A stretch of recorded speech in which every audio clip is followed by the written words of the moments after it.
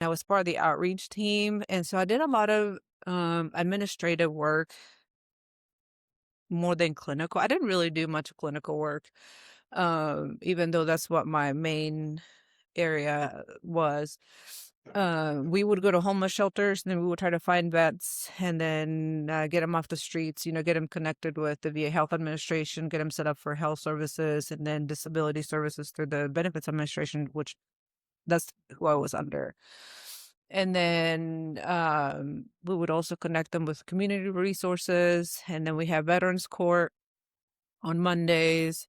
And then we worked, one of the women that I worked with, who is now in congressionals at the VA, which is really high.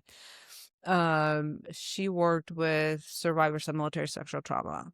So then I did some work with her. We were both in the same team, and we will rotate and kind of learn from each other. And I started reading those claims, right? Those statements from all over the country. And then so many of them were so similar that I found a theme. Like, a lot of them were young women, single, and a lot of the perpetrators was our leadership. And so I just became Mhm. so fascinated with that topic. And one of the things that I've noticed, and no one has done research on this yet, but I want someone to do it, or I might do it next year. A lot of the sexual assault among men were from the Navy, a lot of Navy. Uh, so Mhm. anywho, so I came back to Kansas. I lost my father and my brother back to back. So we came back to Kansas to grieve, Mhm. and my mom was diagnosed with cancer, and she was going through chemo, and so a lot happened in within 1 to 2 years. And then my brother, who I had lost, we lost his wife shortly after. And so it was a Oh, lot. And wow. so coming back to Kansas was the right choice.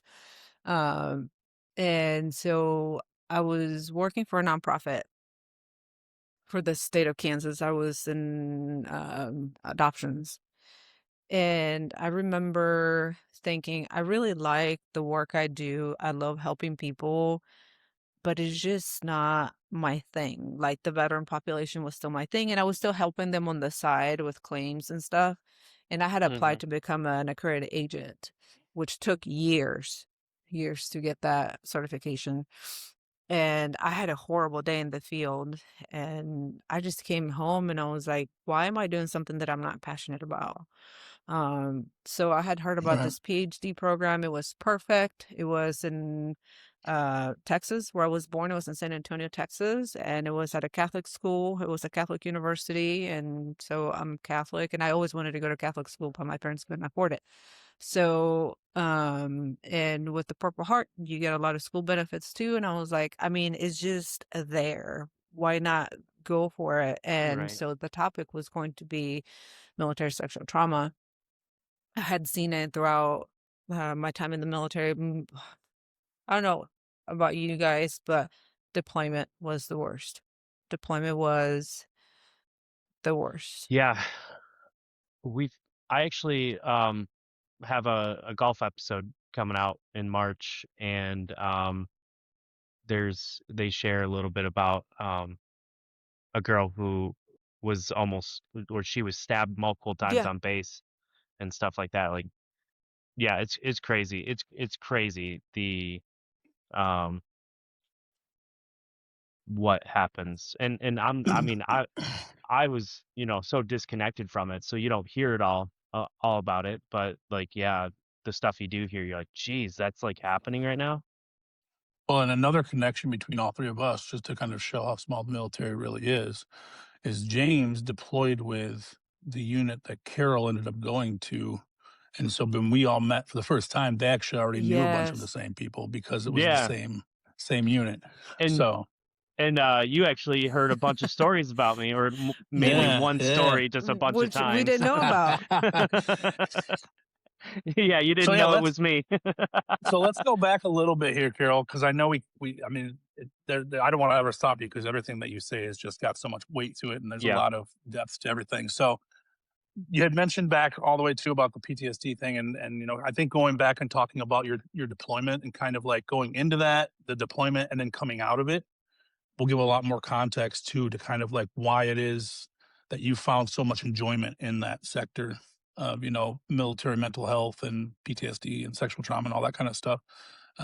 I think that would be good to kind of fulfill in people for why that was your passion or helped sustain it. Yeah, so I mean, like I said, just seeing what happened and me being a woman, we had to carry a key when we were deployed to lock ourselves in the bathrooms when we were taking showers or just using the bathroom, which I thought it was crazy. And we had overnight duty, right, where they will guard the women's barracks or tents. And so, that became a concern to me, and I was like, "Well, I really wanna look into that," and the fact that whenever I came back home and I went to work for the VA, like, I was seeing a lot of the things that were happening, right?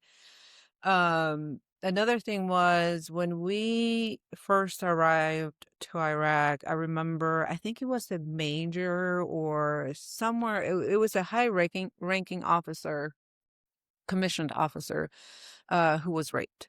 He had been raped and he came forward, and I remember people were making fun of him, like, "Oh, he probably wanted it," Mhm. and Right, yeah, men can't get yeah, raped. Like exactly. that's And I was that's like, not possible. "Wow, I wonder how many men are sexually assaulted in the military and don't report it because of this," right? How it's just not welcomed and, um a lot of them like the retaliation that comes with it. And so when I decided to pursue my PhD, originally I was going to research that topic, but there was a lot of barriers that I couldn't do it.